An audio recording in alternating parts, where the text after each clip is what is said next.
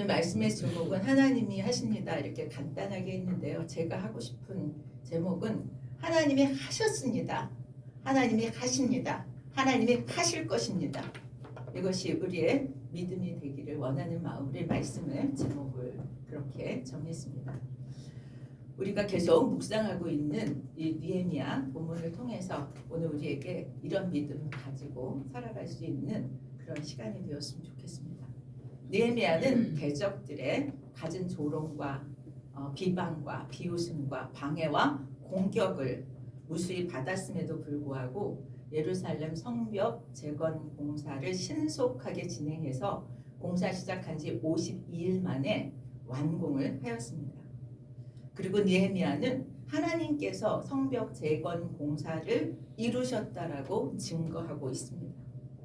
대적들의 조롱과 비웃음은 그냥 허망하게 한 것이 아니라 근거가 없는 것이 아니라 그들의 비웃음과 그들의 조롱이 오히려 타당한 그런 상황이었습니다.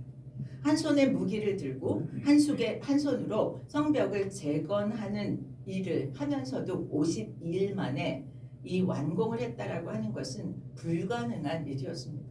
어떻게 보면 이것은 하나님이 이루신 기적이라고 고백하지 않을 수 없는 상황입니다. 여러분, 불가능한 일을 하나님이 이루셨다. 하나님이 개입하시면 우리 인생에도 불가능한 일들이 가능하게 되는 일들을 우리는 간증이라고 하는 것을 많이 듣습니다. 오늘 이 말씀을 통해서 우리가 어떻게 할 때 하나님의 놀라운 역사를 체험할 수 있는가를 생각했으면 좋겠다는 마음이 듭니다. 오늘 말씀은 52일 만에 예루살렘 성벽 공사가 신속하게 진행되어서 완공됐다는 소식을 누가 듣느냐 하면요, 대적들이 듣게 됩니다. 대적들과 인근 이방 족속들이 듣고 반응을 보이는 것으로부터 오늘 말씀이 시작되고 있습니다. 이 성벽 재건 공사의 방해 요인은 무수히 많았습니다. 그럼에도 불구하고 52일 만에 완공되었다라는 이 기간을 명시한 것은 하나님의 도우심의 결과로밖에는 얻을 수 없다라는 것을 강조하고 있는 것이라고 생각합니다. 하나님이 52일 만에 완공시켰다라고 하는 이것에 대한 대적들의 반응은 뭐예요? 큰 두려움이었습니다. 성경의 기록대로 보면 성벽 재건 공사가 어떻게 진행되었는가를 따져보면 첫째 달 니산월에 아닥사스다 왕에게 예루살렘에 귀환할 것을 느헤미야가 이야기합니다. 첫째 달에 귀환을 탄원하고 넷째 달에 예루살렘 성에 도착해서 성벽을 둘러보고 유다 백성들에게 성벽을 재건하자고 호소합니다. 여기서 첫째 달에 탄원하고 넷째 달에 예루살렘에 귀환했다는 얘기를 통해서 예루살렘까지의 기간이 거리가 3개월에 걸쳐야 올 수 있는 거리였다고 합니다. 3개월에 걸려서 와서 3일 만에 뭐예요? 3일만 쉬고 성벽을 둘러보고 그 백성들에게 호소했습니다. 그리고 시작을 언제 했냐면 다섯째 달인 아비벌 3월에 성벽 재건 공사를 시작합니다. 그리고 완공이 언제 되었냐면 여섯째 달인 에루럴 25일에 마칩니다.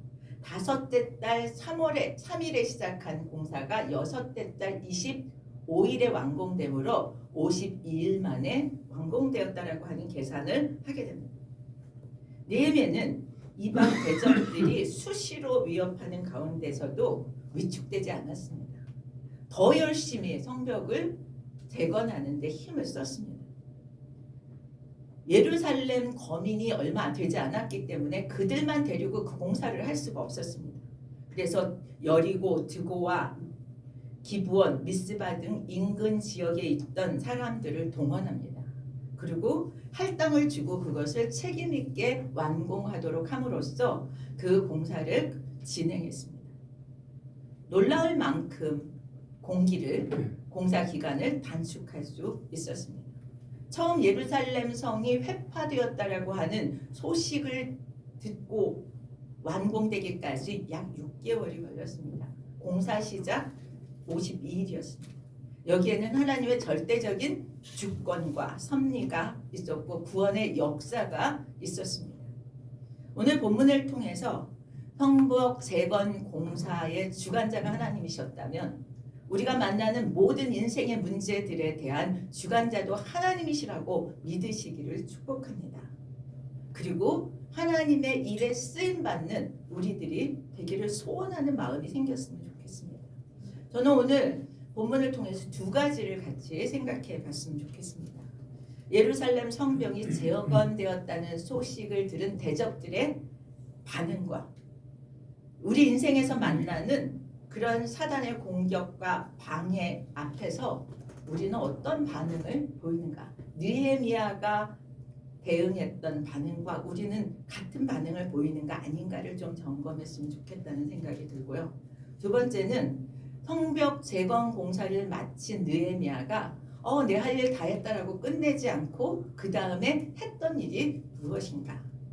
하나님의 일에 사람들을 세워서 계속해서 하나님의 공동체를 세워가는 그런 일을 보면서 우리는 하나님의 사람으로서 우리는 어떤 사람이어야 할지 어떤 일을 해야 할지를 좀 생각해보는 시간이 되었으면 좋겠습니다.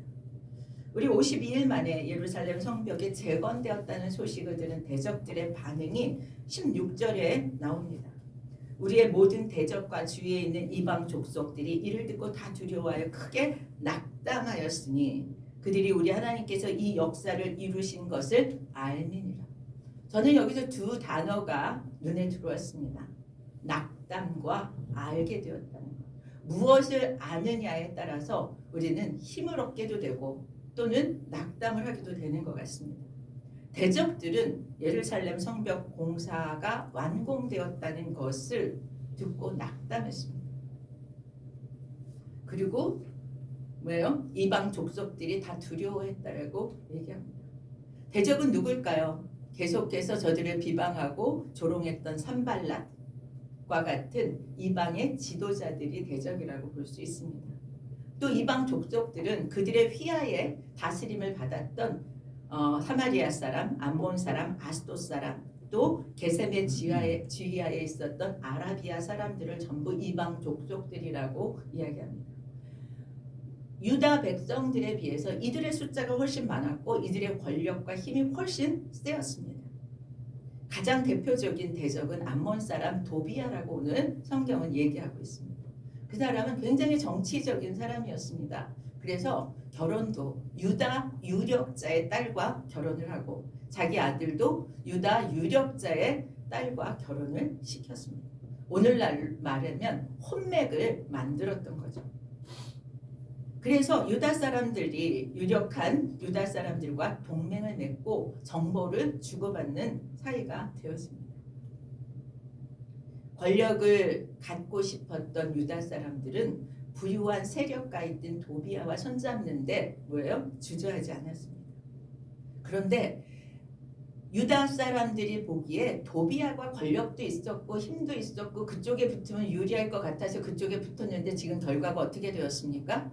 성벽을 순식간에 완공시키는 느헤미야의 계획대로 이루어진 것을 보고 대적들이 두려워하고 크게 낙담했다라고 얘기합니다. 대적들이 판단하기에 이렇게 다 파손된 예루살렘 성과 예루살렘 성벽을 다시 세우는 일은 어려운 일이고 불가능한 일이라고 판단했습니다. 이스라엘 현지의 능력을 보면 가능하지 않았습니다. 그들의 판단이 옳았습니다. 그런데 52일의 짧은 기간에 아주 견고하게 재건되었습니다.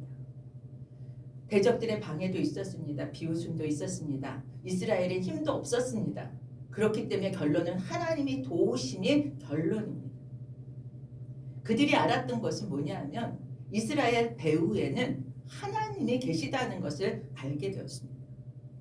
그들의 목적은 뭐였어요? 이스라엘을 두렵게 해서 성벽 재건을 못하게 하는 것이 목적이었는데 거꾸로 되었습니다. 다 재건되었고 두려워하는 것은 이스라엘 백성들이 아니라 뭐예요? 자신들이 두려워하여서 낙담했다라고 얘기합니다. 하나님의 배후에 있는 이스라엘을 대적하는 일, 하나님이 함께하는 사람을 대적하는 일은 이제 우리가 할 수 없는 일이라고 판단되었기에 저들은 낙심했다라고 얘기합니다. 낙심하다, 낙담하다라는 얘기는 실망하다, 또 자신감을 상실하다라는 뜻입니다. 그들의 목적, 유다 백성들과 느헤미야를 겁주려고 했던 수고가 헛되었습니다. 성전 재건 역사의 중심이 하나님의 계속 계셨습니다. 우리의 삶의 모든 일에 하나님이 항상 함께 하시기를 축복합니다. 그 일의 중심에 하나님이 계시면 이런 일이 일어날 수 있다고 믿습니다. 당시 예루살렘에 거주하는 유다 백성은요, 성전 재건과 성을 지키는 일을, 파수하는 일을 함께 해야 했습니다. 여러분, 성전 재건하는 하나 하는 것도 어렵습니다. 그런데 성전을 지켜내는 일도 해야 했습니다.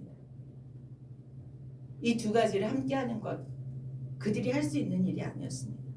하나님의 능력이 명백하게 드러난 사건이라고 생각되었습니다. 하나님은 이 모든 일을 통해서 뭘 보여주고 싶으셨을까요? 하나님은 이 일을 통해서 당신의 선하심을 보여주고 싶었다고 저는 생각합니다. 하나님은 선하십니다. 믿으십니까? 하나님은 선하십니다. 우리가 이 하나님의 선하심에 의지해서 기도합니다. 우리가 어떤 일을 만나든 하나님의 선하심을 믿고 구할 수 있기를 바랍니다. 대적들의 방해가 심할수록 우리는 더 큰 믿음을 가지고 나아가야 할 줄 믿습니다. 이것을 우리가 적용해 본다면 하나님의 일하심을 우리가 믿죠. 그렇다면 우리를 공격하고 우리를 조롱하는 우리의 대적들 앞에는 우리는 어떤 반응을 보여야 할까요? 예루살렘 성벽 재건 공사를 시작할 때 대적들은 이스라엘 힘으로 할 수 없다라고 판단했습니다. 그래서 도비아는 4장 3절에서 뭐라고 얘기하면 성전이 재건되어도 여우가 올라가면 무너질 것이라고 조롱했어요. 그런데 이런 방해와 조롱을 다 왜요? 이겨냈습니다. 여러분, 계획 많이 세우시죠? 사람은 뜻을 세우고도 그것을 이루지 못한 일이 허다합니다. 제가 그랬습니다. 계속해서 인생의 계획을 세웠지만 그 계획대로 된 일 별로 없습니다. 왜냐하면 사람의 마음은 쉽게 변하고 아무리 좋은 계획을 세워도 그 뜻을 이룰 능력이 없기 때문에 우리는 계획한 일을 다 이뤄내지 못할 때가 많습니다. 그런데 하나님은 어떠신 분이세요? 그분은 신실하십니다. 그래서 당신이 한번 뜻을 세우신다면 바꾸거나 포기하지 않고 끝까지 그 뜻을 이루어 가시는 줄 믿습니다. 하나님의 때에 하나님의 방법으로 반드시 이루십니다. 여러분 기대하십시오. 하나님은 선하신 하나님이기 때문에 우리를 향해서 선한 당신의 계획을 갖고 계십니다. 그 뜻을 하나님의 때에 하나님의 방법으로 이루실 것을 믿고 지금 현재의 연약함으로 낙심하지 않기를 축복합니다. 세상 누구도 하나님의 뜻을 막을 수 없다는 것을 우리는 믿어야 합니다. 그렇기에 어떤 사단의 방해에도 우리가 해야 하는 것은 담대하게 하나님의 역사를 향해서 흔들림 없이 나아가야 하는 것입니다. 대적들의 조롱과 비웃음, 방해와 공격에도 불구하고 예루살렘 성벽의 재건 공사는 계속되었습니다. 이것이 중요합니다. 어떻게 불가능한, 현실적인 판단이 불가능한데 기적이 어떻게 가능했을까요? 백성들이 도대체 무엇을 어떻게 했기에 이 일이 일어났습니까? 느헤미야와 이스라엘 자손들은요, 믿음으로 행했습니다. 상황을 보고 판단하지 않았습니다. 그들에게 믿음이 없었다면, 지구력이 없어서 믿음이 없었다면 예루살렘 재건 공사를 방해했을 때 중단했을 것입니다. 그렇다면 이런 기적은 일어나지 않았을 것입니다. 저는 오늘 여러분들과 나누고 싶습니다. 하나님의 뜻을 미리 단정하지 말고 끝까지 버텨내는 믿음이 있기를 축복합니다.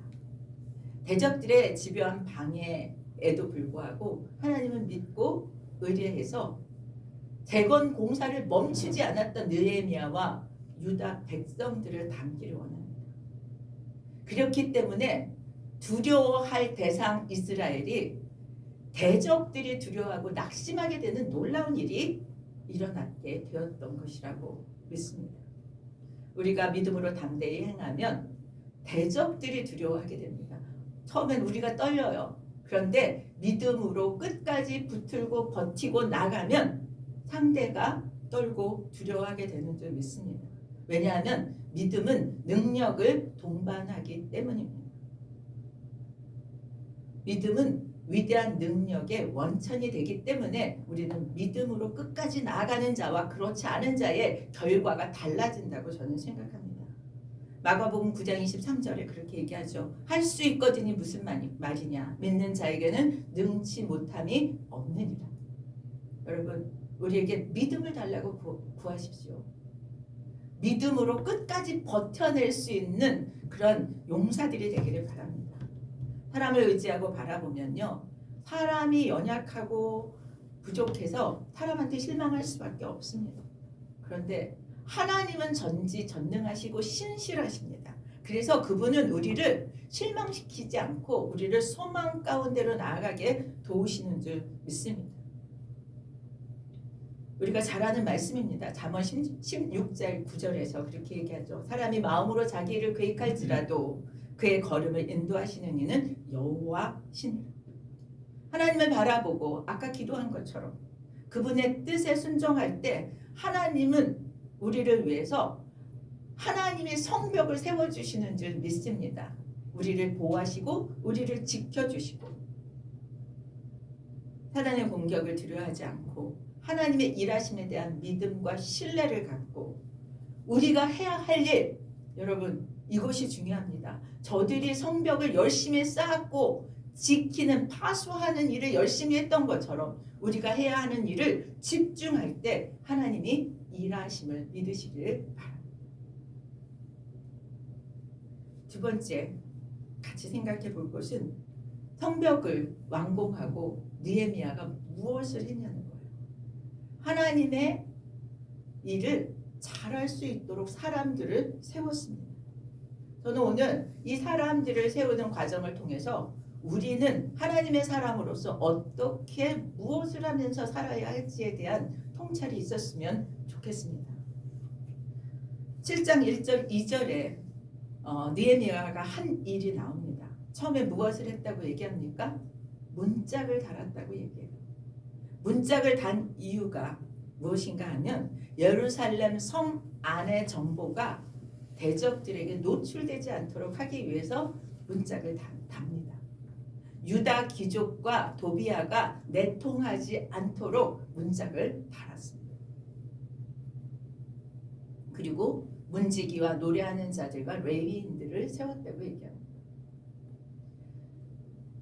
예루살렘 성문을 지키게 하는데 그 이유가 있습니다. 첫째는 예루살렘 사람 그 주민의 수가 너무 적어서 성을 경비하는 사람이 부족해서 레위인 문지기들을 세우게 됩니다.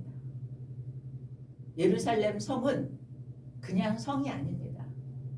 하나님이 계시는 거룩한 곳이었기 때문에 레위인들이 문지기로 성문을 지켰던 것은 군사적인 목적도 있지만 종교적인 차원에서 이스라엘의 공동체가 거룩해져야 하기 때문에 레위인들이 지켰다라고 해석하기도 합니다.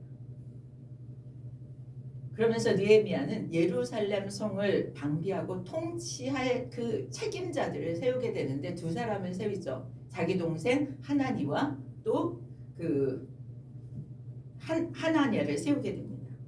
하나니는 누구냐면요, 예루살렘 성의 소식을 전하려고 1600km 3개월을 가야 하는 그 거리를 달려와서 그 소식을 느헤미야에게 전해줬던 사람입니다. 여러분, 3개월에 걸쳐서 그 소식을 전하기 위해서 가는 사람은 어떤 사람일까요? 어떤 사람이 그 소식을 전하기 위해서 그 3개월을 달려서 느헤미야를 찾아갔을까요? 이 사람은 자기 민족, 유다 민족을 너무나 사랑한 사람이었다고 생각되었습니다. 그리고 충성된 사람이었다고 생각합니다. 그래서 자신의 이해보다 나라를, 민족을, 하나님을 사랑했고 그래서 모든 위험을 무릅쓰고 달려갔습니다. 하나냐는 어떤 사람이라고 얘기합니까? 성체를 지키는 그런 유능한 사람이었습니다. 그에 대한 평가는 충성심과 하나님을 경외하는 것으로 평가하고 있습니다. 하나냐는 하나님만 두려워하였습니다. 그리고 하나님의 백성을 충성스럽게 섬겼습니다. 이것을 통해서 오늘날 우리가 어떻게 하나님을 믿는 사람으로서 살아야 하는가에 답을 찾을 수 있다고 생각되어집니다. 맡기신 일을 어떻게 해야 할까에 초점을 두고 생각했으면 좋겠습니다. 느헤미야는 예루살렘 성 방비와 통치를 맡도록 하나냐를 세우면서 설명했습니다. 하나님을 두려워하고 백성을 충성스럽게 섬긴 사람들, 그들을 세웠습니다. 어떤 일의 리더가 되어지고 그 일을 주관하는 일은 인정받지 않으면 할 수 없는 일입니다. 하나님의 일은 자신의 힘이 아닌 하나님의 능력을 덧입어 싸게 됩니다. 근데 하나님은 어떤 사람에게 능력을 줍니까? 하나님을 경외하는 자에게 하나님의 능력을 부어주시는 줄 믿습니다. 하나님의 일을 하는 사람에게는 충성심, 경외심이 절대적으로 필요하고 하나님은 그런 사람을 들어서 사용합니다. 하나님의 일을 교회의 일이라고만 제한하지 않기를 바랍니다. 하나님은 우리에게 맡겨주신 모든 일이 다 하나님의 일이라고 말씀합니다. 우리의 맡겨진 일을 우리는 어떻게 하고 있는지. 고린도전서 4장 2절에는 맡은 자에게 구할 것은 충성이니라. 충성된 사람들이 되기를 축복합니다. 내게 맡겨진 모든 일에 대해서 교회 일은 물론이고 또 직장에서 또 가정에서 이런 충성심이 없다면 그 어떤 일도 제대로 할 수 없습니다. 그러므로 맡은 자에게 충성심이 요구되어진다고 얘기합니다. 사람들은 그렇게 얘기합니다. 세상 일은 충성심만 있으면 잘할 수 있다. 하나님의 일은 하나님에 대한 경외심이 있어야 되지만 세상 일은 그냥 충성심으로 충분하다. 근데 저는 그렇게 생각하지 않습니다. 우리가 하나님에 대한 경외심이 있는 사람이 자기의 삶의 터전에서도 더욱 충성스럽게 일할 수 있다고 생각합니다. 우리가 감당하고 우리가 사는 삶의 터전이 다 하나님이 맡겨주신 삶의 자리라고 한다면 다 하나님의 일입니다.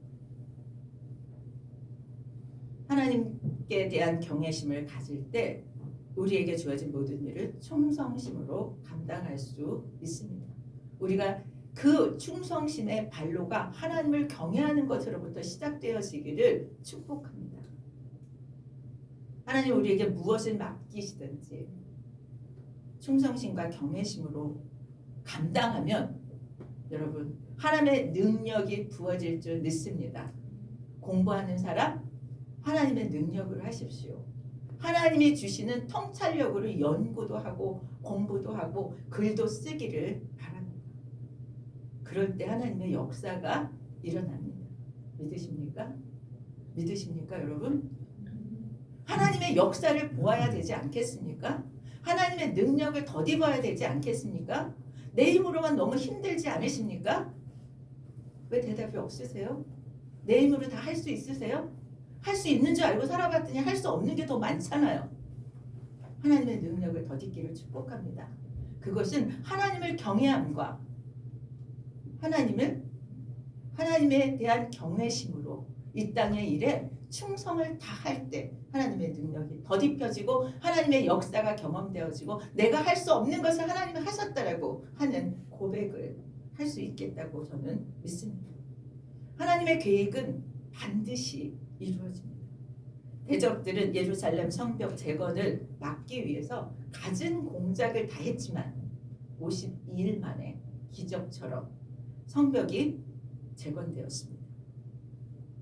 고된 여건 속에서도 짧은 기간에 성벽이 재건되는 것은 하나님이 도우셨기 때문이라고 인정할 수밖에 없었다는 것입니다.